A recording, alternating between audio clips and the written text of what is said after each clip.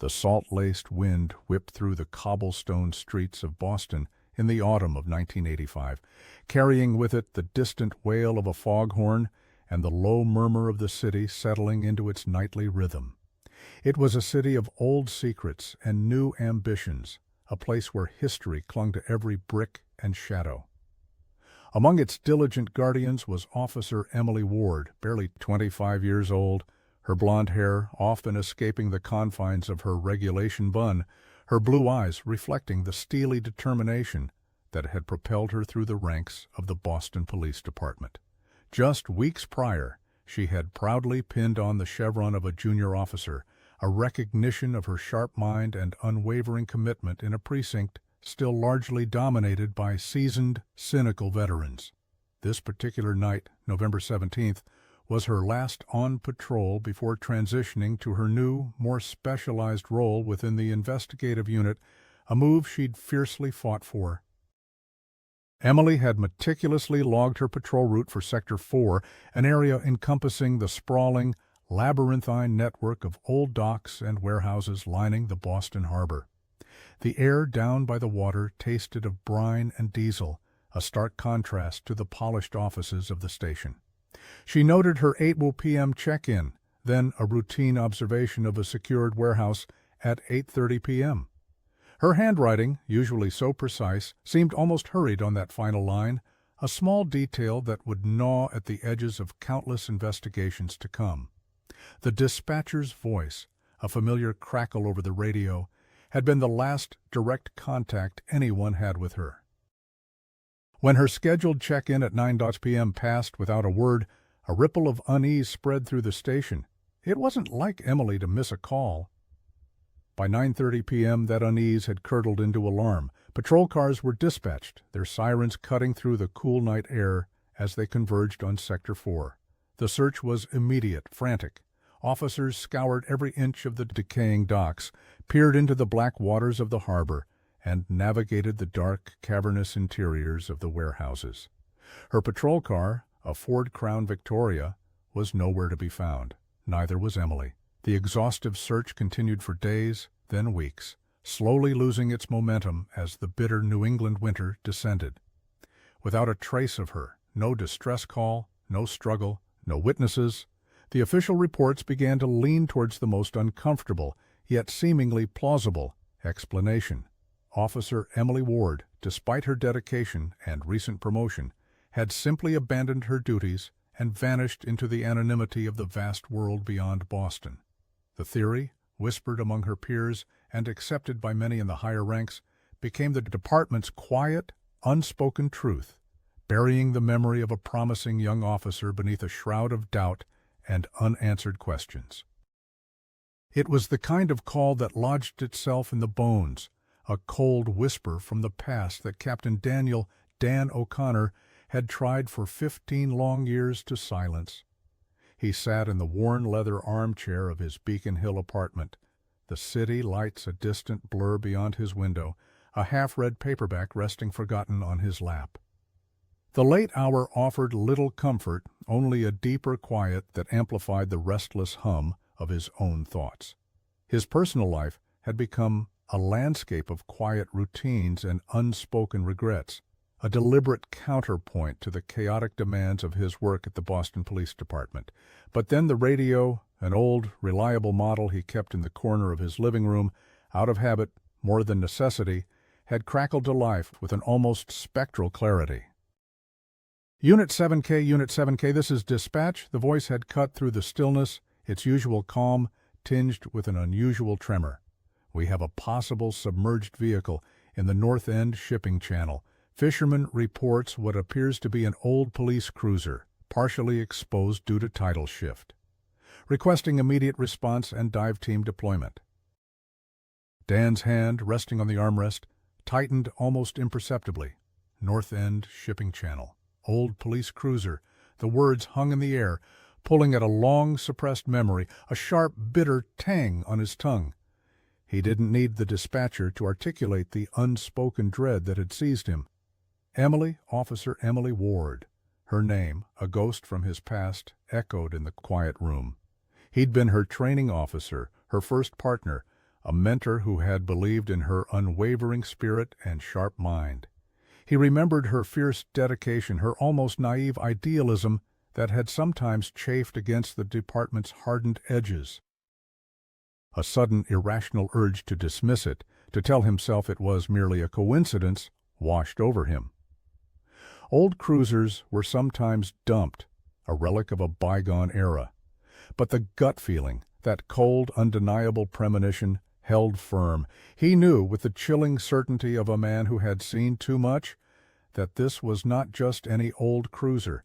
This was Emily's, the one that had vanished with her into the chilly Boston night all those years ago, leaving behind a void that no official explanation had ever truly filled. He pushed himself from the chair, the sudden movement stirring the silence of the apartment. The weight of his uniform jacket hanging by the door suddenly felt heavier than usual. It was time to confront a ghost he thought he had buried deep beneath the currents of time. The biting chill of the November morning clung to Dan's face as he drove, the streetlights reflecting in the slick sheen of the wet asphalt. His old, unmarked sedan, usually a quiet sanctuary, felt charged with an almost unbearable tension. He sped through the still-sleeping streets of Boston, the familiar landmarks of his city blurring past, the darkened windows of historic brownstones, the skeletal branches of trees silhouetted against the pre-dawn sky, the distant, shimmering expanse of the harbor. Each turn brought him closer to the North End, to the docks that had always held a certain grim allure, a place where the city's past and its enduring struggles often collided. When he finally arrived, the scene was already a chaotic tableau of flashing blue and red lights, a stark contrast to the pre-dawn gloom. Uniformed officers moved with efficient purpose, their breath pluming in the frigid air. The drone of a police helicopter, its searchlight cutting a swathe through the lingering mist, echoed across the water. Dan could feel the familiar pull of a developing crime scene, the unique energy that pulsed around a fresh mystery. But this was different. This wasn't just a case. It was a reopening of a wound he'd long considered scarred over. He pushed his way through the assembled crowd of early morning spectators and hurried towards the edge of the pier where a cluster of officers and technicians stood gathered. The sight that met his eyes sent a cold shiver down his spine, bypassing the thick wool of his coat and settling deep in his bones. There, partially submerged at the water's edge, lay the unmistakable hulk of a Boston Police Department cruiser. It was a ghost of a car, swallowed by time and the unforgiving embrace of the ocean. Rust had eaten through its once gleaming paint, leaving behind a mottled, cancerous-looking shell. Barnacles clung to its undercarriage, and strands of seaweed draped over its roof like mournful streamers. The driver's side door hung open, a gaping maw in the metal, inviting the icy water to reclaim its contents. As the crane's cables were painstakingly attached, the air crackled with anticipation. The hum of the machinery, the low murmurs of the gathered crowd, the distant cries of gulls, all of it seemed to fade into a dull background thrum as Dan's gaze fixed on the vehicle. He watched, breath held tight in his chest, as the rusted Ford Crown Victoria slowly, agonizingly, began its ascent from the inky depths. Water cascaded from its battered frame, creating miniature waterfalls that momentarily obscured the true horror of its condition. When it finally cleared the surface, dripping and desolate, the faint but unmistakable traces of the BPD logo were visible, faded and peeling like a forgotten tattoo. This was it. There was no denying it now. This was Emily's car. As the cruiser was carefully lowered onto a makeshift platform on the pier, the grim reality became undeniable. The broken windshield, shattered by some unseen force, offered a glimpse into the interior, a murky, waterlogged mess of decomposed upholstery and twisted metal. A wave of dizziness washed over Dan, a potent mix of grief and a resurgence of the fury he'd felt 15 years ago. He had known Emily Ward. She wasn't the type to abandon her post, not without a fight, not without a reason. He'd argued with his superiors back then, his pleas for a deeper investigation dismissed as the overzealous concerns of a sentimental partner. Now, the silent testimony of this rusted hulk, screamed louder than any words he could have uttered. A voice cut through his thoughts. "Captain O'Connor, Detective Sarah Cheng." He turned to see a woman in her late 30s, her dark hair pulled back severely from a sharp, intelligent face. Her eyes, though tired, held a keen, observant gaze. She was known for her methodical approach and a quiet intensity that belied her relatively short tenure in the homicide unit. "Good to meet you, Detective," Dan managed, his voice a little hoarse. This is Emily Ward's car." Sarah simply nodded, her expression grim. "The preliminary ID seems to confirm it. The VIN matches records for her patrol vehicle." She gestured towards the forensics team, already beginning to meticulously examine the wreckage. "Our priority now is to get it to the lab. See what, if anything, survived 15 years at the bottom of the harbor." Her gaze, steady and unflinching, met his. "This is going to be a long one, Captain." Dan's eyes drifted back to the car, to the dark, chilling void of its interior. He knew she was right. A long one. But for the first time in a decade and a half, a faint, flickering ember of hope, or perhaps dread, ignited within him. The truth, buried deep beneath the cold waters of the harbor, was finally beginning to surface. And he knew with every fiber of his being that whatever secrets this rusted relic held, they would finally reveal what truly happened to Officer Emily Ward. The sterile white lights of the Boston Police Department's forensics lab hummed with an almost clinical detachment, a stark contrast to the churning turmoil within Dan O'Connor. He stood beside Detective Sarah Cheng, watching the forensics team work with a quiet, almost reverent intensity. The air, thick with the faint metallic tang of old water and decay, was surprisingly quiet save for the soft clicks and whirs of specialized equipment. Each member of the team moved with precision, their gloved hands meticulously cataloging every fragment, every speck of rust, every marine organism clinging to the salvaged patrol car. "Remarkable preservation, considering its time underwater," a technician murmured, his voice muffled by his surgical mask. He was examining the interior of the driver's side door, a microscopic camera trailing behind his gaze. "The cold water, the low oxygen, it's a natural time capsule in a way." Dan felt a tremor pass through him at the word time capsule. What horrors had been preserved within this corroded steel shell? What secrets had the ocean guarded for 15 years? He watched as a forensics expert, her brow furrowed in concentration, carefully extracted what appeared to be a small, darkened piece of metal from beneath the dashboard. "Looks like part of a service weapon," she announced, holding it up with tweezers. "Corrosion's severe, but the serial number might still be legible after cleaning." A gasp almost escaped Dan's lips. Emily's service weapon. She had carried a standard-issue Smith & Wesson revolver.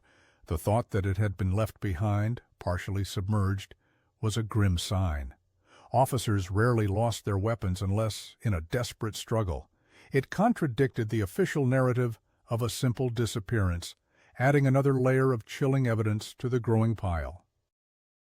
Sarah, ever the pragmatist, leaned in closer. "Any signs of, anything else remains?" she asked, her voice low. The question hung heavy in the air, a blunt acknowledgment of the elephant in the room. The technician shook his head, his gaze sweeping over the interior of the car. "Nothing immediately obvious. The currents, the decay over time. It's highly unlikely we'd find anything substantial. The ocean is very efficient at reclaiming its own." His words were pragmatic, yet they carried a quiet weight of disappointment. The absence of remains would make proving what happened infinitely harder, turning a potential recovery into an endless enigma. Just as a wave of despair threatened to wash over Dan, the forensic technician by the driver's seat let out a soft exclamation. "Hold on, I've got something here." She pointed a gloved finger at a small dark stain on the severely corroded floorboard, almost hidden beneath a twisted piece of floor mat. It was a smear, a faint, almost invisible discoloration against the rust. "Looks like blood." A jolt went through Dan. Blood. Not just any blood. Her blood. His heart began to pound a heavy, uneven rhythm against his ribs. This was it. This was the first undeniable proof that something violent had transpired in that car on that fateful night. "Collect a sample immediately," Sarah ordered, her voice sharp with renewed focus. "Process it for human DNA. See if we get a match to Officer Ward or anyone else." The technician carefully scraped a minute sample into a sterile vial. The process was slow, painstaking. The waiting for Dan was agony. He stood there, transfixed, watching the small vial, willing it to reveal its secrets. The quiet hum of the lab, the meticulous movements of the team, the faint smell of decay, it all coalesced into an oppressive sense of urgency. The absence of a body had been a barrier, a reason to dismiss the case. But blood told a story. A few hours later, the initial report came back. The blood was human. And then the confirmation from the DNA lab, a tentative voice on the phone. "Preliminary results indicate the primary sample is a match for DNA from Officer Emily Ward's personal effects provided by her family. There's also a secondary profile, very degraded, but definitely another individual's blood." The news hit Dan with the force of a physical blow. Emily's blood, and someone else's. This wasn't an accident. This wasn't an abandonment. This was a crime. The relief of knowing the truth was quickly overshadowed by a burning, suffocating rage. He had been right all along. She hadn't run away. She had been taken. Then, just as the implications of the blood evidence settled, another discovery was made, far more subtle, far more disturbing. Deep within the corroded framework of the patrol car's trunk, behind a loose panel that seemed to have been tampered with, a forensic specialist found a small waterproof pouch. It was expertly concealed, almost as if it had been designed to survive exactly this kind of disaster. Inside, miraculously preserved by the pouch's integrity, was a stack of yellowed, salt-stained photographs and a small, antique-looking cassette recorder. The metal on the recorder was corroded, but the plastic casing of the cassettes seemed intact. "Captain Detective," the technician called out, her voice barely a whisper, a mixture of awe and apprehension in her tone. "You need to see this." Dan approached the table, his eyes fixed on the pouch. A jolt went through him. Emily was known for her meticulous record-keeping, her habit of documenting everything, even off the books. Could this be? His heart hammered against his ribs. He knew, with a certainty that chilled him to the bone, that whatever was on those cassettes, whatever was captured in those faded images, held the key to the 15-year-old mystery of Emily Ward. The truth was no longer just surfacing. It was staring them directly in the face, patiently waiting to be heard. Back in the quiet, almost sacred confines of the lab, Detective Sarah Cheng handled the unearthed items with a delicate precision, her every movement conveying a sense of profound respect for the weight of what they had found. The waterproof pouch, though grimy and smelling faintly of the sea, had done its job admirably. She carefully laid out the contents on a clean white sheet, the yellowed photographs curling slightly at the edges. Dan leaned closer, his breath hitched in his throat. The first few images were grainy, almost indistinct, clearly taken in low light. They depicted what appeared to be clandestine meetings, shadowy figures exchanging what looked like packages in dimly lit warehouses, the very docks where Emily had disappeared. He recognized the distinctive architecture of the North End warehouses, their weathered brick facades and rusted metal doors. The date stamped on the back of some photos confirmed their age, placing them squarely in late 1985, precisely the time Emily was investigating. His mind raced, connecting the dots that had remained stubbornly disconnected for 15 years. Emily hadn't been on a simple patrol. She'd been engaged in something far more dangerous, something she felt compelled to document. Then Sarah reached for the cassette recorder. Its metal shell was indeed corroded, but the plastic of the cassettes themselves had resisted the ocean's corrosive embrace. With painstaking care, a technician worked to clean the recorder, using specialized tools to remove the layers of salt and grime. The air in the lab crackled with an almost palpable anticipation. This was it. The voice of Emily Ward, finally. When the recorder was deemed ready, connected to a power source. Sarah pressed play. A hiss of static filled the room, then a faint, almost ethereal voice emerged, tinged with a slight echo that spoke of its journey through time and water. It was Emily's voice, unmistakable, clear, though slightly muffled. November 17, 1985, supplemental patrol log, off record. Her voice was low, cautious, as if she were whispering a secret to herself. Suspicions continue regarding the North End shipment. Sources confirm a major offload tonight. Larger than usual, believed to be narcotics. Confirmed connection to an individual within the department. Dan's eyes widened, a cold knot forming in his stomach. Narcotics, a major shipment, and worse, a corrupt officer. Emily, in her idealistic pursuit of justice, had stumbled upon something vast and dangerous. The pieces of the puzzle began to violently snap into place. Her relentless digging, her unconventional methods, her unwavering belief in rooting out corruption. It all made terrifying sense now. She hadn't just vanished, she had been silenced. The recording continued, each word a chilling revelation. Emily began to detail her findings, describing coded messages she'd intercepted, suspicious activity she'd observed, and the names of individuals she believed were involved. She spoke of a network, an insidious web of corruption reaching higher than anyone in the department had ever dared to imagine. She even alluded to specific dates, times, and locations of planned illicit activities. I believe, Emily's voice crackled, her tone hardening with conviction, that certain high-ranking officials are actively facilitating these operations. Their silence is complicity. Their actions are treasonous. The weight of her words, spoken into the darkness of that long-ago night, pressed down on Dan. He had always known Emily was brave, but this was an act of profound courage and ultimately profound danger. Then a sudden shift in the recording, a sharp intake of breath, the distinct sound of a struggle, a muffled grunt. Dan clenched his fists, his knuckles white. He could almost visualize the scene, the confined space of the patrol car, the sudden, brutal ambush. No, Emily's voice, no longer cautious but filled with a raw, primal fear, ripped through the sterile silence of the lab. A sickening thud, then a frantic scramble. The distinct, terrifying sound of a single gunshot, sharp and final, echoed from the small speaker, and then abruptly silence. Only the hiss of static, then the faint rhythmic lapping of water, followed by a heavy splash. The blood drained from Dan's face. He could feel the cold sweat prickling his skin, the gunshot, the splash. It explained everything. Emily hadn't just been attacked. She had been murdered, her body and car intentionally plunged into the murky depths of Boston Harbor to bury the truth.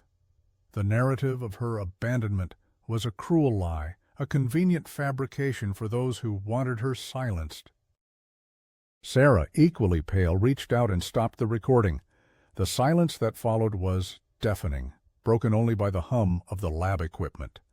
"My God," she whispered, her voice barely audible. "She found them, and they got her." Dan felt a surge of cold, focused rage. Emily had been right. She had died trying to expose a vast, dangerous conspiracy within their own ranks.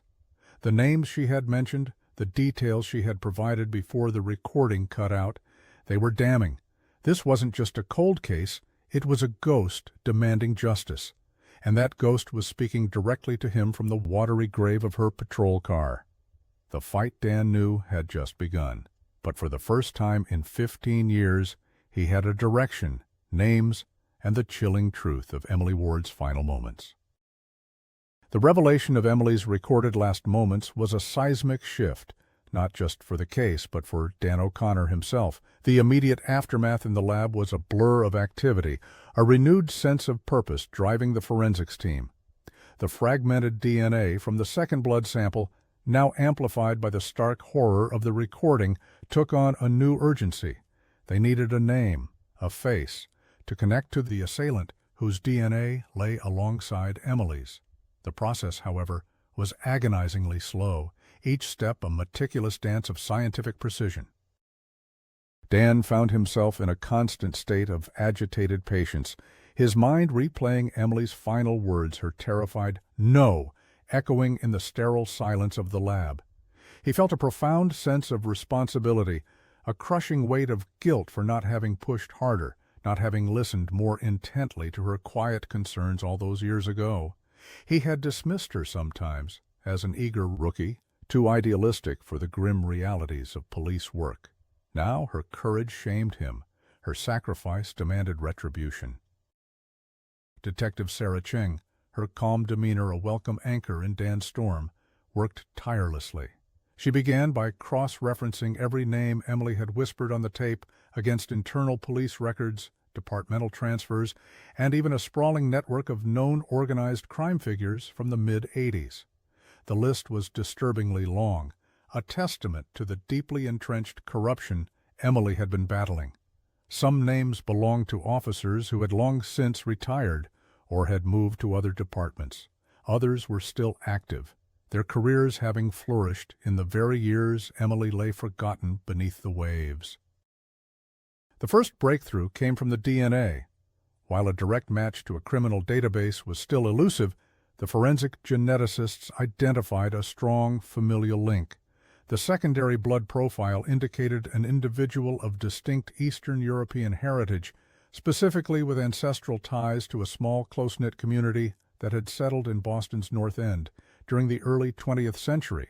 This was a crucial piece, narrowing the vastness of their suspect pool to a specific demographic group, one known for its insular nature and occasional entanglement with illicit activities. Sarah, ever diligent, began digging into the personnel files of any officer, past or present, who matched that ethnic background and had been active in the department around 1985. The list was still substantial, but manageable. The photographs from Emily's hidden pouch also began to yield clues. After careful restoration, some of the faces in the grainy images became clearer, some of them unsettlingly familiar. One recurring figure, a stocky man with a distinctive scar above his left eye, appeared in multiple photos, often in conversation with figures Emily had mentioned on her tape. He wasn't a police officer, but his face rang a distant, unpleasant bell for Dan. He had seen it before, perhaps in an old file or in the periphery of a past investigation. The pressure mounted from within the department. News of Emily's car being found and the implication of a homicide had begun to leak to the press. The chief's office, sensing a public relations nightmare, was anxious for answers but also wary of opening old wounds that might implicate respected figures. Dan and Sarah found themselves walking a tightrope, navigating political sensitivities while relentlessly pursuing a truth that could shake the very foundations of the BPD. One afternoon, while sifting through Emily's old patrol logs, Dan noticed a peculiar pattern. On several occasions in the weeks leading up to her disappearance, Emily had made brief, almost cryptic entries about informant meetings in the North End, often followed by an unexplained detour from her assigned patrol route. These detours were always listed as discretionary patrol or community engagement, vague terms that offered plausible deniability. He remembered Emily's unwavering ethics, her commitment to the rules. These informal meetings, if they were truly happening, suggested a desperate pursuit of information she couldn't get through official channels. He shared his observations with Sarah. She was working something off the books, Dan stated, tapping the old logbook, something big enough that she couldn't risk putting it on paper. Sarah nodded, her gaze fixed on the names Emily had listed on the tape. And she was getting closer.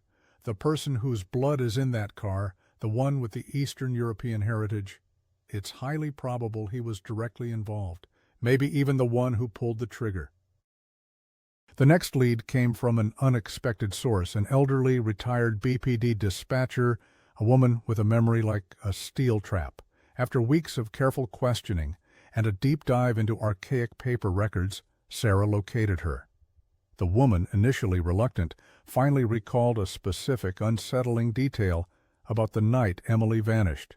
Just moments before Emily's last check-in, the dispatcher remembered a brief, almost imperceptible static burst on the radio, followed by a faint, garbled message that was immediately overridden by another patrol car. The message, she thought, sounded like a single word repeated urgently, "Krasnov." "Krasnov?" Dan repeated, the name unfamiliar. "Yes," the dispatcher insisted, her eyes wide with the effort of recalling. "It was faint, like a whisper, but I've always remembered it. Never made sense until now." The name Krasnov, combined with the Eastern European DNA profile and the face in the photographs, provided a chilling convergence. Sarah, armed with this new information, delved back into the records. It took her days of painstaking cross-referencing, but then she found it. A single overlooked arrest report from 1982 for a minor assault charge, quickly dismissed. The defendant? A man named Viktor Krasnov, an enforcer for a small but increasingly influential organized crime syndicate operating out of the North End. His photo on the old arrest sheet was a perfect match for the scarred man in Emily's clandestine photographs. The pieces now fit with a terrifying precision. Viktor Krasnov, the second DNA profile, the struggle in the car. Emily had cornered him, or he had ambushed her. The very docks where she had been patrolling. It was clear now. Emily Ward hadn't just been on a routine patrol that night. She had been on a dangerous, clandestine mission, closing in on a network of corruption that involved her own department and ruthless criminals, and she had paid the ultimate price. The realization hit Dan with the force of a physical blow. He stared at the photograph of Krasnov, his mind racing. This man was likely her killer. But what was his connection to the department officials Emily had mentioned? And where had he gone in the 15 years since her disappearance? The hunt, Dan knew, had just begun for real. He had a name, a face, and the horrifying truth of Emily Ward's final moments. Now, he needed to find him. And then he needed to unravel the vast, insidious web of corruption that had silenced a brave young officer and left her memory to rot for 15 years in the cold depths of Boston Harbor. The question remained, could they find Viktor Krasnov, and would he still be alive after all this time? The photograph of Viktor Krasnov, that cold, unyielding face with the distinctive scar, haunted Dan's thoughts. He had found him now, or at least a ghost of him.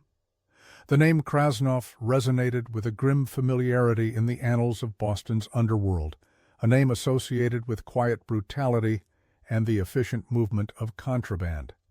The question now was not if Krasnov was involved, but how deeply and, more importantly, where he was now. 15 years was a long time. People disappeared, changed identities, or simply ceased to exist in the grim realities of the criminal world.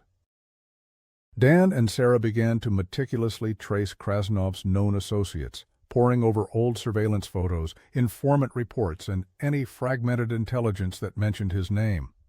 They discovered that Krasnov had indeed vanished shortly after Emily's disappearance, his known hangouts in the North End suddenly devoid of his presence.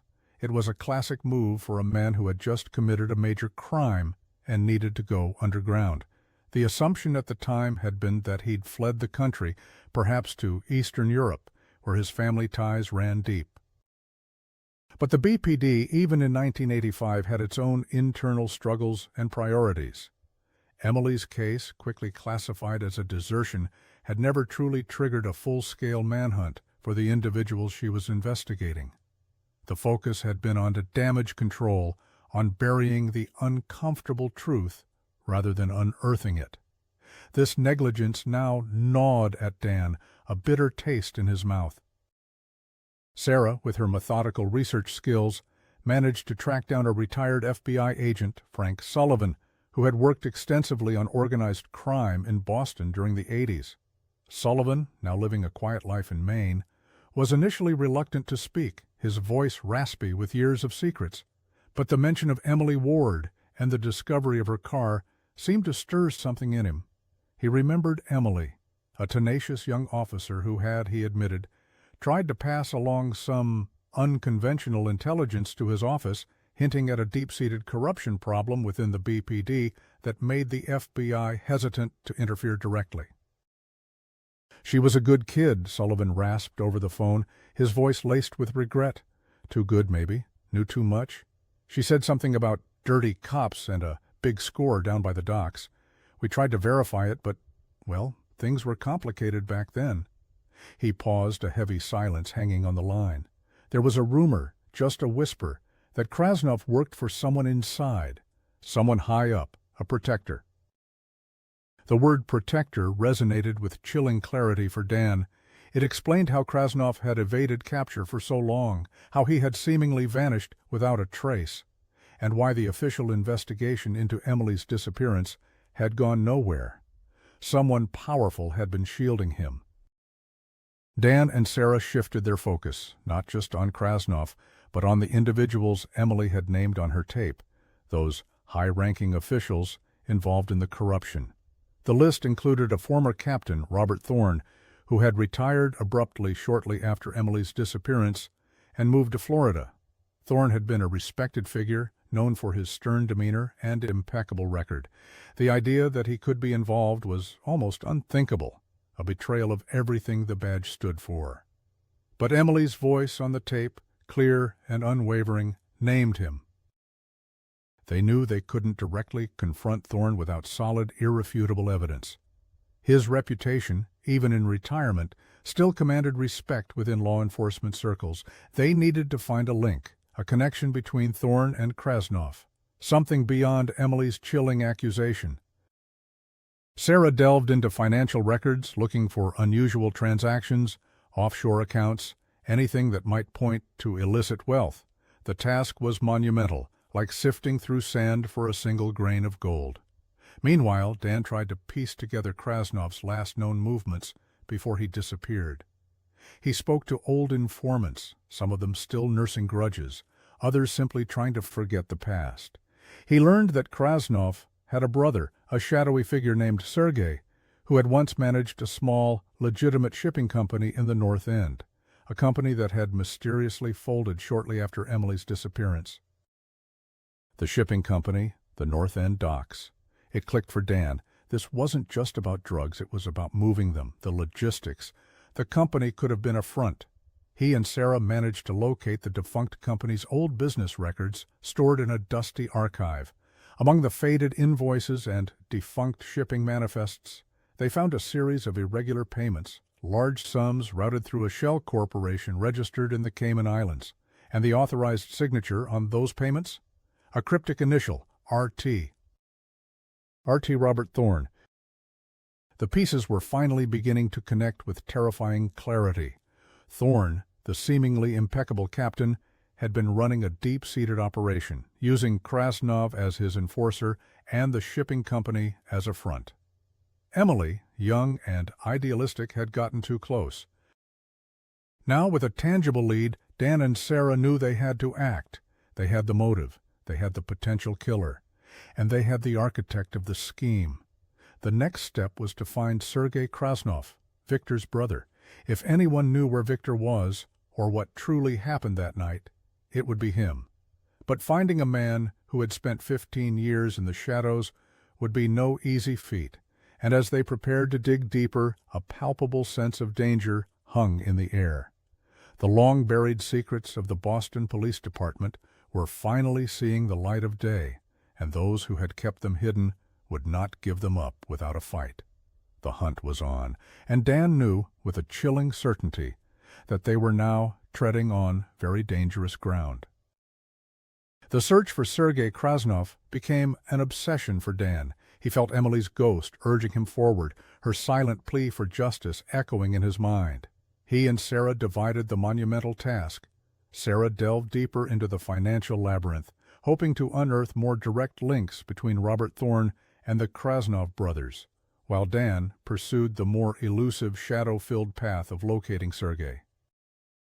Dan spent days poring over old North End community records, cross-referencing names, addresses, and family connections. He visited decrepit social clubs that had long since closed their doors, spoke with old-timers who still clung to the neighborhood's fading traditions, their memories often obscured by time and distrust. He learned that the Krasnov family, while keeping to themselves, had been deeply intertwined with certain maritime businesses, their roots in shipping going back generations. Sergei, the elder brother, had been known as the brains, the meticulous organizer, while Victor was the muscle, the enforcer. This distinction, Emily's tape had inadvertently confirmed, was crucial. Victor was the one who had been in the car, but Sergei might hold the key to the larger network and to Victor's current whereabouts.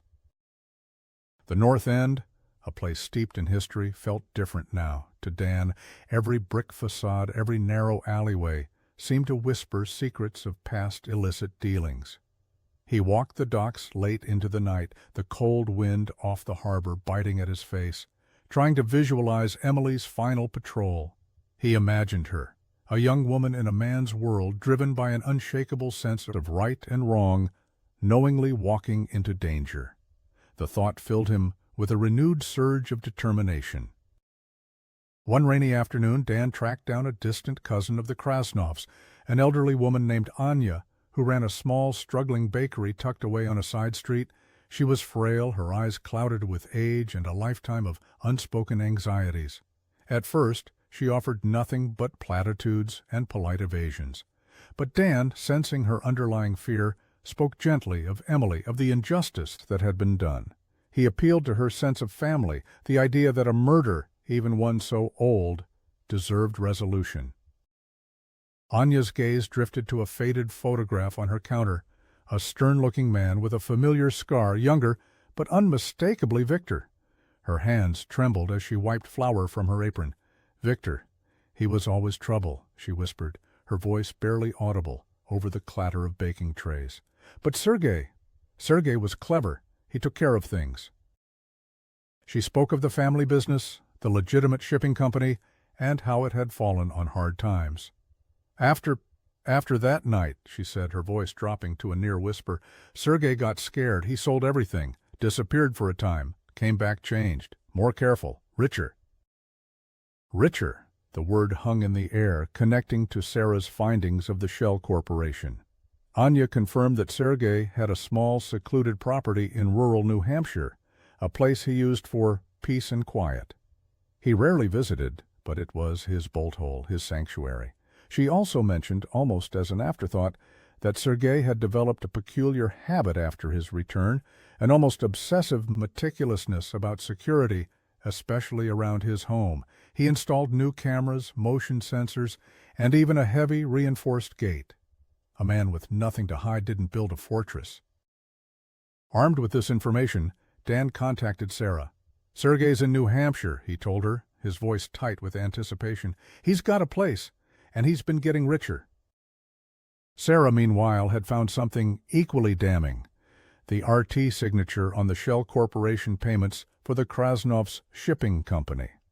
After days of relentless digging, she discovered that RT was not Robert Thorne's full signature, but an old, specific initial Thorne had used only on highly sensitive, classified departmental requisition forms from the 1970s and 80s, forms that bypassed standard oversight.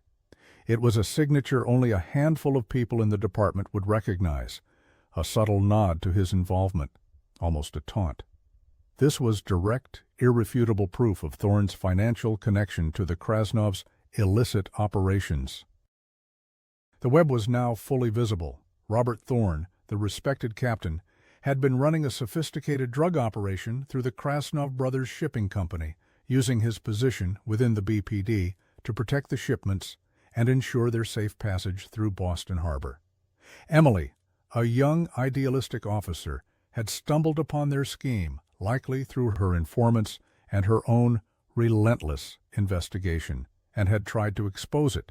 Victor Krasnov, the enforcer, had been the one to silence her, but Thorne was the mastermind, the one who orchestrated the cover-up, allowing Emily's memory to be tarnished by the lie of desertion.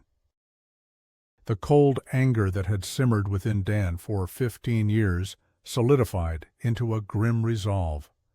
Thorne, who had ascended to a position of power and respect, had let a young officer die to protect his criminal empire, and now they had him. The decision was made. They needed to find Sergei Krasnov, not just for his brother's whereabouts, but to gain further insight into the depth of Thorne's operation. He might also have details about Emily's final moments, perhaps even evidence Victor had shared with him before going into hiding. The New Hampshire property, remote and secluded, seemed like the logical next step. Dan and Sarah knew they couldn't go in blind. This was no longer just a cold case. It was an active pursuit of a dangerous criminal network and the men who had orchestrated Emily's death. The stakes had never been higher. As they prepared for their trip north, the chilling certainty hung in the air. The ghosts of the past were demanding their due, and those who had invoked them would finally have to answer. The winding roads of New Hampshire, shrouded in the early morning mist, felt like a journey into another world, far removed from the bustling, conspiratorial energy of Boston. Dan gripped the steering wheel, his knuckles white, the silence in the car broken only by the rhythmic hum of the tires on the asphalt. Sarah sat beside him, reviewing the limited intel they had on Sergei Krasnov's property. A secluded cabin nestled deep in the woods, far from any neighbors or easy access roads. It was exactly the kind of place a man with secrets would choose to hide. The tension in the car was thick, a silent acknowledgement of the dangers ahead. They were no longer simply investigating a cold case. They were actively pursuing a dangerous criminal network, stirring dormant snakes. Dan's thoughts drifted to Emily, her unwavering gaze in old photographs. He imagined her frustration, her quiet fury as she uncovered the rot within her own department. He owed her this, he knew. He owed her the truth, no matter how ugly or how perilous its unveiling. As they ventured deeper into the woods, the asphalt gave way to a gravel track, then a barely discernible dirt path. The trees grew denser, their skeletal branches reaching like grasping fingers. The air grew colder, holding a damp, earthy scent. After what felt like an eternity, a break in the trees revealed a clearing, and there it was, a rustic two-story cabin constructed of rough-hewn logs, its windows dark and uninviting. The silence of the remote location was profound, broken only by the distant chirping of unseen birds. What immediately struck Dan were the visible security measures. A heavy wrought-iron gate, seemingly out of place in the wilderness, blocked the dirt track leading to the cabin. High-resolution security cameras, discreetly mounted on trees, peered out from the foliage. Motion sensors, cleverly concealed, dotted the perimeter. Sergei Krasnov was a man living in fear, or perhaps a man with something profound to protect. They parked their unmarked sedan a safe distance away, concealed by the dense tree line. "He's certainly invested in his privacy," Sarah murmured, her eyes scanning the area, assessing the vulnerabilities. "Could be a good sign. Means he's still here and he's jumpy." Their approach was meticulous, a slow, silent trek through the damp underbrush. They moved with the practiced stealth of seasoned officers, avoiding snapping twigs and rustling leaves. Dan felt a resurgence of the old adrenaline, the familiar surge that came with approaching a potentially hostile environment. His hand instinctively went to the reassuring weight of his service weapon, holstered at his side. As they drew closer, a faint, almost imperceptible detail caught Dan's eye. Just beyond the gate, near a weathered birdhouse, a faint metallic glint. He motioned for Sarah to hold back and cautiously advanced, his gaze fixed on the anomaly. It was a single, spent shell casing, gleaming faintly against the dark earth. A small, almost insignificant detail, but to Dan, it screamed a warning. It wasn't old. It looked relatively recent. They continued their silent approach, finally reaching the perimeter of the cabin. The windows remained dark, impenetrable. There was no sign of movement, no light from within. The unnerving quiet was pervasive. Dan tried the front door, locked, solid. He moved to the back, Sarah covering him, her eyes constantly sweeping the tree line. The back door was similarly secured. It was a fortress, but a fortress that seemed strangely abandoned. "Looks like he's not home," Sarah whispered, a note of frustration in her voice. But Dan felt a prickle of unease. Too quiet, too perfect. He moved around to the side of the cabin, scanning the ground for any sign of recent activity. That's when he saw it. a faint trail, almost overgrown, leading away from the cabin, deeper into the woods, towards a small, rocky incline. It wasn't a path for regular use, more like an escape route or a hidden access point. He followed it cautiously, Sarah a few paces behind him. The trail led them to a concealed entrance, a heavy wooden door built into the side of the rocky slope, almost invisible beneath a thick curtain of ivy. It was a cellar door, or perhaps a bunker. The air around it was heavy, stagnant, carrying a faint, disturbing scent. Dan exchanged a glance with Sarah. This was it. This was where Sergei Krasnov kept his deepest secrets. He reached for the heavy metal handle, his fingers brushing against its cold, rusted surface. The door was unlocked. A faint creak echoed in the profound silence as he slowly, carefully pushed it open. A gust of stale, earthy air, heavy with the scent of damp concrete, and something else, something metallic and foreboding, washed over them. The darkness beyond the threshold was absolute, impenetrable. Dan pulled out his tactical flashlight, its beam piercing the gloom, revealing a short, narrow passage leading down into the earth. The silence was suddenly oppressive, the weight of 15 years of secrets pressing down on them. He took a deep breath, the metallic scent growing stronger, more acrid. He knew with an unsettling certainty that whatever lay hidden in the depths of this remote bunker, it held the answers to Emily's death, and perhaps the fate of Viktor Krasnov himself. And as the beam of his flashlight cut through the oppressive darkness, he knew they were about to uncover something far more disturbing than they had ever anticipated. The descent into Sergei Krasnov's hidden bunker was a journey into absolute darkness, broken only by the sharp beam of Dan's tactical flashlight. The air grew heavier, colder, thick with a musty dampness and that unsettling metallic scent. Each step on the rough-hewn stairs echoed ominously, swallowed by the profound silence.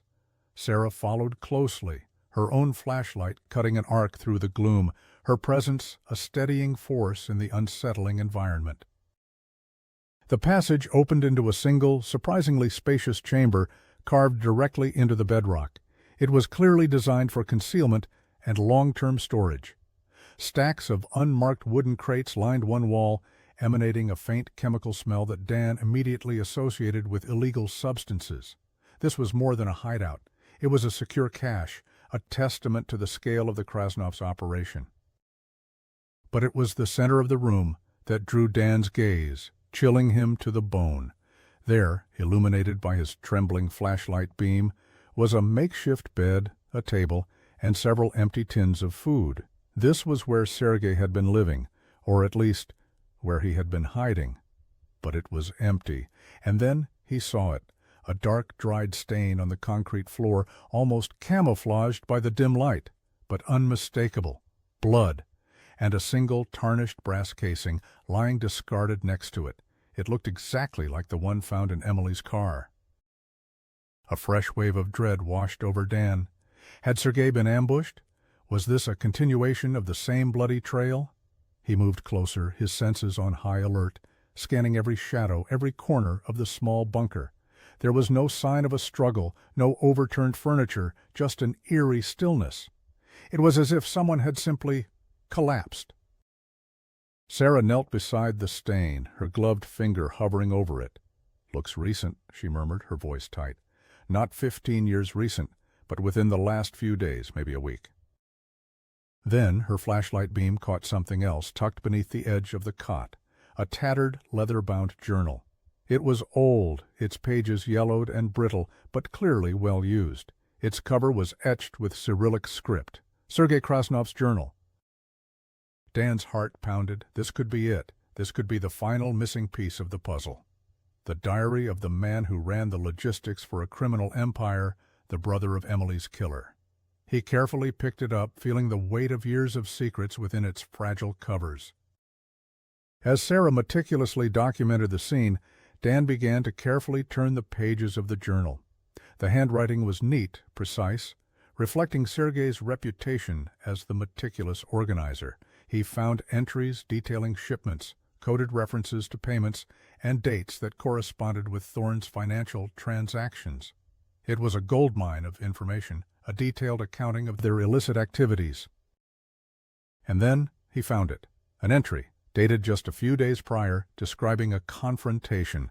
Sergei had written about a sudden, unexpected visit from his brother, Victor. The tone of the entry was frantic, filled with a desperate fear. Victor, after 15 years in hiding, had reappeared, but not as the cold, calculating enforcer Sergei remembered. He was haggard, paranoid, his mind ravaged by years on the run. He had been suffering from some sort of debilitating illness, a festering wound from the past that refused to heal. The journal entry vividly described Victor's rage, his paranoia that Thorne was trying to silence him permanently.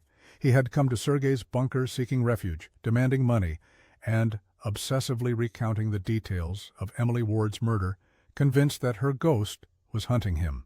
He spoke of the blood, the struggle, the fear in her eyes.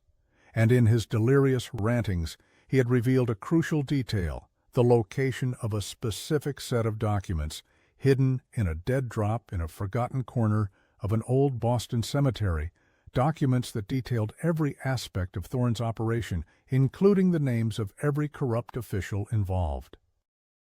The entry ended abruptly, almost mid-sentence, with a final desperate plea from Sergei for Victor to calm down. The last words scrawled shakily were, "He knows, he found me, I won't let him." Dan looked at the bloodstain on the floor, then back at the journal. Victor, sick and desperate, had clearly come here, and the blood, it was undoubtedly his. The shell casing confirmed it.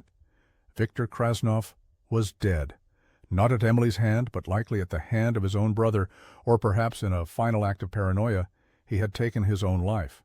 The thought was grim, but it offered a strange sense of closure for Emily. Her killer had, in a way, been brought to justice, not by a bullet from a righteous officer, but by the weight of his own sins. But the journal entry also revealed a new, chilling layer of complexity. Victor had claimed that Thorne himself was hunting him, that Thorne had decided to tie up loose ends. This meant Thorne, even in his retirement, was actively working to silence anyone who could link him to Emily's murder. And the dead drop, the hidden documents. This was Thorne's ultimate vulnerability. "Sarah," Dan said, his voice low, his eyes fixed on the journal. He had more. Victor told him about a dead drop, documents, the whole operation. Sarah's gaze sharpened. "Where?" Dan's eyes scanned the last frantic words of the journal entry. "An old cemetery, specific corner. He calls it the Forgotten Souls plot." He said Thorne was trying to get them. He was coming for them. A sudden bone-chilling realization struck Dan. If Victor had been hunted by Thorne, and if Thorne knew about these documents, then the race was on. Thorne was probably already on his way, or had even already arrived, to retrieve and destroy that last piece of evidence. The quiet, almost academic pursuit of justice had suddenly transformed into a desperate sprint against time. They had found the answers to Emily's death, but the full scope of the conspiracy and the ultimate justice for her depended on securing those hidden documents before Thorne could make them disappear forever. The hunt for Sergei had ended, but a new, far more dangerous confrontation was now inevitable. The drive back from New Hampshire was a blur of grim determination for Dan. The revelation of Sergei's journal, the chilling confirmation of Victor's death, and the desperate race against Thorne for the hidden documents propelled him forward. The weight of Emily's sacrifice pressed down on him, amplifying the urgency of their mission. Sarah, ever the meticulous planner, used the drive to map out every cemetery in Boston, narrowing down the possibilities for the Forgotten Souls plot based on Victor's vague, delirious description. They focused their search on the older, more sprawling cemeteries, particularly those with sections dedicated to indigent burials or forgotten, unmarked graves, places where a dead drop might go unnoticed for decades. The list was still long, each entry a labyrinth of weathered headstones and silent histories. Back in the Boston precinct, the atmosphere around Dan and Sarah had become noticeably colder. The news of Emily Ward's car and the escalating implications of a homicide had sent ripples of unease through the department. High-ranking officials, many of whom had been active during the 80s, began to watch them with a mixture of suspicion and thinly veiled hostility. Calls from the chief's office became more frequent, inquiries disguised as concerns, subtly pushing for a swift resolution that wouldn't undermine public trust. Dan felt the walls closing in, a silent pressure from those who had benefited from Emily's disappearance and wished for her secrets to remain buried. Despite the internal resistance, Dan and Sarah pressed on. Their focus was singular: the Forgotten Souls plot. They knew Thorne would be after it. If he was desperate enough to hunt down Viktor Krasnov, he was desperate enough to destroy any incriminating evidence that remained. The thought that Thorne, a man who had commanded respect and authority, was behind all of this twisted a knot of disgust in Dan's gut. The betrayal was profound, a stain on the very badge he wore. They spent the next day systematically searching cemeteries, starting with the largest and oldest. The task was tedious, a physical and emotional grind. Row upon row of gravestones, some grand and ornate, others simple and crumbling, stretched out before them. Each forgotten corner, each overgrown section, was meticulously examined. The air in these silent cities of the dead was heavy, thick with the scent of damp earth and decaying leaves. Dan felt a strange connection to Emily in these places, as if her spirit guided him through the silent rows of the departed. As they moved from one graveyard to another, the pressure intensified. Sarah's phone rang constantly with calls from superiors, their questions laced with thinly veiled impatience. "Are you making progress? This case is drawing too much attention. We need a definitive answer." The implication was clear: wrap it up quickly, cleanly, and without further scandal. Late in the afternoon, as the sky began to bleed into shades of bruised purple and gray, they arrived at a sprawling historic cemetery on the outskirts of the city. It was vast, ancient, with sections dating back to the Revolutionary War. They drove slowly through its winding paths, past mausoleums and towering obelisks, until they reached a distant, neglected section. Overgrown with ivy and tangled weeds, the headstones here were smaller, cruder, many of them illegible, their names lost to time and erosion. This felt right. This felt like a place of forgotten souls. They began their meticulous search, moving slowly, their eyes scanning the ground, the bases of old monuments, any place where something might be concealed. The air was colder here, stiller, a tangible sense of neglect hanging over the forgotten graves. The silence was broken only by the rustling of leaves and the distant caw of a crow. Then Sarah's flashlight beam caught something, not on the ground, but nestled deeply within the crumbling stone base of an ancient leaning gravestone, almost entirely obscured by a thick growth of moss. It was a small metal box, corroded but still intact. It wasn't visible unless one knew exactly where to look, or perhaps unless one was desperate enough to search every inch. "Dan," Sarah whispered, her voice tight with a mixture of excitement and trepidation. She pointed to the box. Dan felt a surge of adrenaline, a profound sense of triumph mixed with a chilling premonition. This was it. This had to be the dead drop. He knelt down, his fingers trembling slightly as he reached for the hidden container. It was heavy, sealed.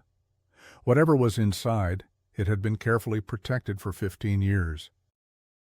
As he began to pry it open, a sudden sharp snap echoed from the tree line behind them, a twig breaking, amplified by the pervasive silence.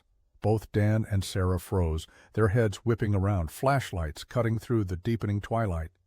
The air suddenly crackled with a palpable tension. They were not alone.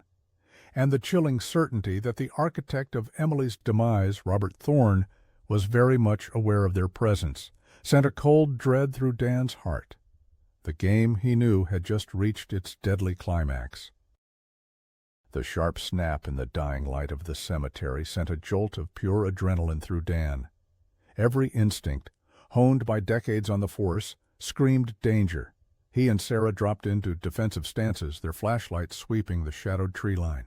The silence that followed was even more unnerving than the sound, heavy with unspoken threat. "Stay low," Dan whispered, his voice barely audible above the pounding of his own heart. His hand instinctively went to the reassuring coldness of his holstered weapon. He scanned the dense foliage, searching for any flicker of movement, any hint of an outline. The encroaching dusk, which moments ago had seemed picturesque, now felt like an accomplice to their unseen adversary.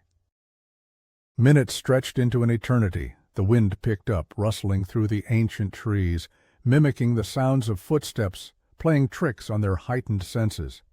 Dan could feel the cold sweat prickling his skin beneath his uniform. He knew with a grim certainty that Robert Thorne wouldn't just send someone. He would be here himself.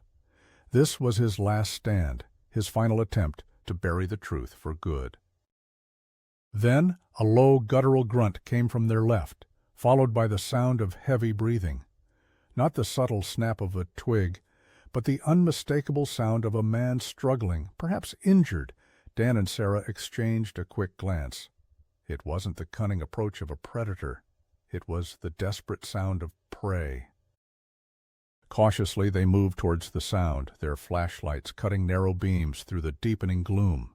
The ground became uneven, littered with fallen branches and decaying leaves.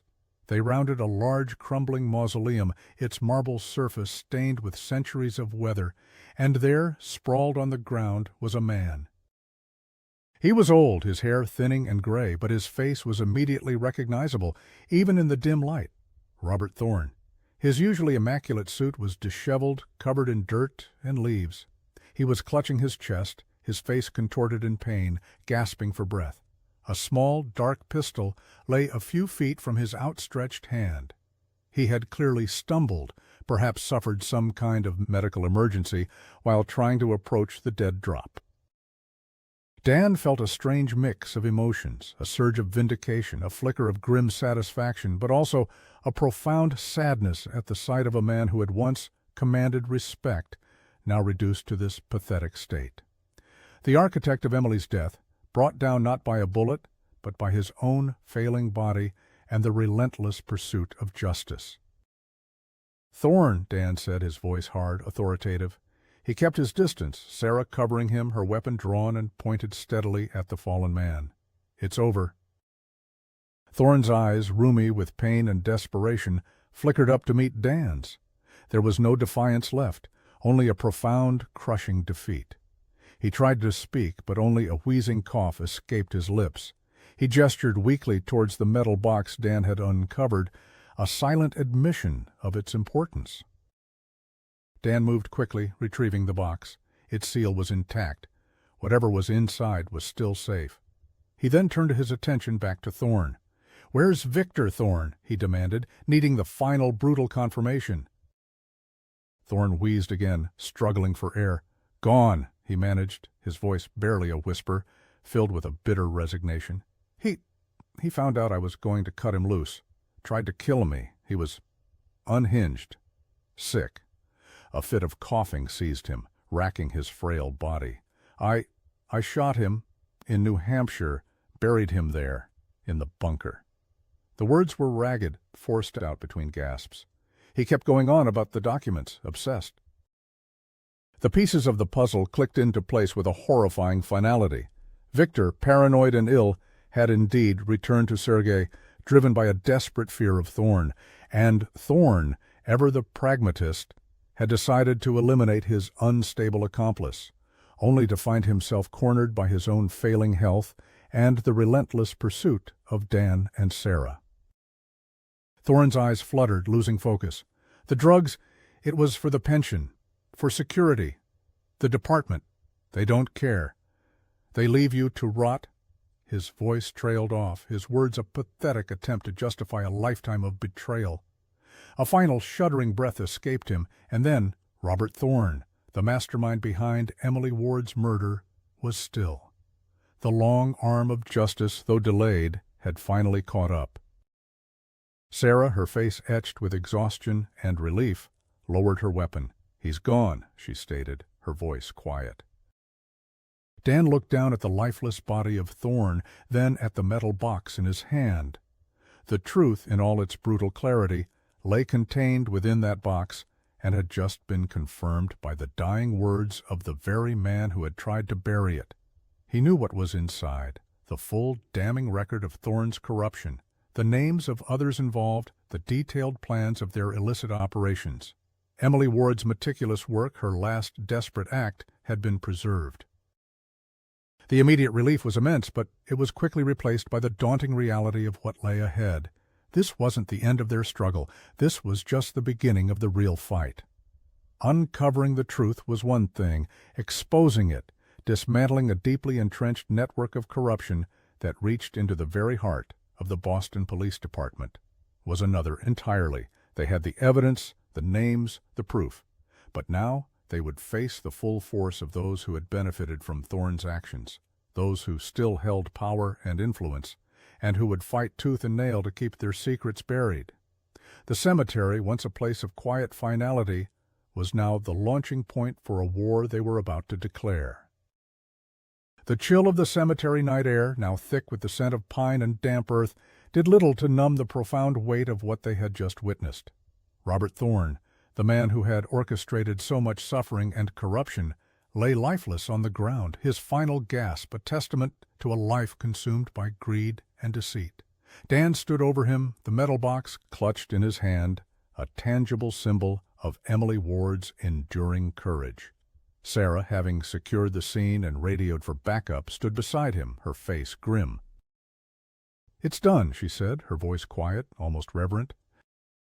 But Dan knew it was far from over. The death of Thorne was a significant victory, a closure for Emily, but it was merely the opening salvo in a larger war. The contents of that box, the meticulous records Emily had collected, represented a bomb waiting to explode beneath the very foundations of the Boston Police Department. Thorne's network, fueled by his influence and protected by his power, would not simply vanish with his demise. They would fight, and they would fight dirty. Back at the precinct, the atmosphere was palpably different. The initial shock of Thorne's death, officially attributed to a heart attack during a routine civilian encounter, rippled through the department. But the whispers began, insidious and persistent. Rumors of Emily Ward's car, of her true fate, and of the hidden documents circulated like a virus. The chief, a man keenly aware of public perception, was now forced to confront the scandal head-on. Dan and Sarah worked in a bubble, shielded by the burgeoning investigation. They opened the metal box in the secure confines of an evidence room. Inside, meticulously protected by layers of plastic and desiccants, were notebooks filled with Emily's neat handwriting, more photographs, and a series of meticulously organized dossiers. It was a complete accounting of Thorne's illicit operations, dates, times, locations of drug shipments, financial ledgers detailing the flow of dirty money, and, perhaps most damning of all, a comprehensive list of names. Not just Victor Krasnov, but other enforcers, money launderers, and, most chillingly, a roster of corrupt police officers and city officials who had either actively participated in or knowingly facilitated Thorne's empire. The names on the list sent a cold dread through Dan. Some were retired, living quiet lives of ill-gotten luxury. Others were still active within the department, their careers having flourished in the years since Emily's disappearance. One name in particular, a deputy chief, stood out, a man who had often been Thorne's most vocal supporter. The implications were staggering. The corruption was far more widespread, far more entrenched than even Emily had suspected. The next few weeks were a blur of intense, covert operations, under the strict supervision of the district attorney's office, and with a small, hand-picked team of incorruptible federal agents, Dan and Sarah began to methodically dismantle Thorne's network. They used Emily's documents as their guide, meticulously cross-referencing every detail, building an irrefutable case against each individual on the list. The task was fraught with danger. They received anonymous threats, veiled warnings, and subtle attempts to discredit their findings. But armed with Emily's truth, they pressed on. The first arrests sent shockwaves through Boston. Prominent figures, long thought to be untouchable, were quietly taken into custody. The media, initially skeptical, erupted with headlines as the full scope of Thorne's criminal enterprise began to unravel. The public, who had long accepted the official story of Emily Ward's desertion, reacted with a mixture of outrage and profound sadness. Her name, once synonymous with a convenient disappearance, was now cleared, her image rightfully restored as a brave, fallen hero. The deputy chief, confronted with overwhelming evidence from Emily's meticulous records, along with corroborating financial transactions and new testimony from lower-level accomplices who cut deals, ultimately confessed, detailing the extent of his involvement and the lengths Thorne went to ensure their secrets remained buried. He confirmed that Thorne had indeed ordered Victor Krasnov to silence Emily and later had hunted Victor himself when he became a liability. The chilling details of Emily's final moments, gleaned from the recovered audio, were corroborated by the deputy chief's confession, painting a vivid and harrowing picture of her courage in the face of brutal betrayal. In the end, justice, though delayed, arrived with an unyielding force. A grand jury indicted a dozen individuals, including several high-ranking police officers and city officials. The trials that followed were sensational, revealing the sordid underbelly of corruption that had festered in Boston for years. The city, scarred but ultimately stronger, began the long process of healing and rebuilding trust in its institutions. Months later, a quiet ceremony was held at the Boston Police Department headquarters. Emily Ward's name, once quietly scrubbed from official commendations, was now etched onto the fallen officer's memorial wall, gleaming in the sunlight. Her family, elderly and weary but with a renewed sense of peace, stood by as a Medal of Valor, awarded posthumously, was presented. Dan stood among the silent crowd, watching, a quiet satisfaction in his heart. Emily's spirit, which had haunted him for so long, finally seemed to find its rest. He knew that the scars of the past would always remain. The cynicism, the ingrained corruption, wouldn't simply vanish overnight. But Emily's story, her unwavering pursuit of truth, had served as a catalyst, a brutal but necessary cleansing. Her sacrifice had not been in vain. It had cracked open the darkness, allowing the light of truth to finally penetrate the deepest shadows. As the ceremony concluded, Dan found himself standing by Emily's newly engraved name on the memorial. He reached out, his fingers tracing the cold granite. He didn't need the stones to remember her, but it was a testament, a promise that her courage would never again be forgotten. The wind, sweeping through the city, carried with it not whispers of doubt, but the echoes of justice finally served. The long journey, ignited by the discovery of a rusted patrol car at the bottom of the harbor, had finally come to an end. Emily Ward could finally rest, her mission complete.